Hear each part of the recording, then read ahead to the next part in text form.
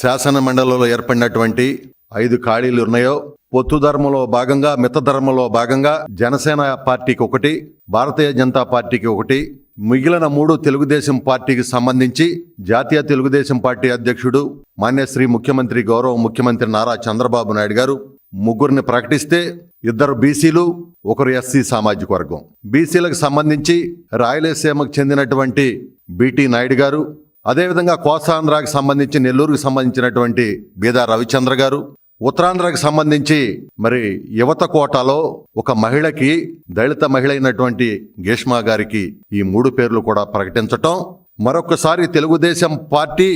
బీసీలకు అండ, బడుగు బలహీన వర్గాలకు అండ,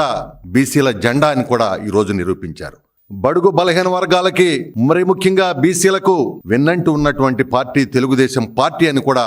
మరొకసారి నిన్న జరిగినటువంటి ఏదైతే శాసన మండలి ఎన్నికందో నిరూపించబడింది.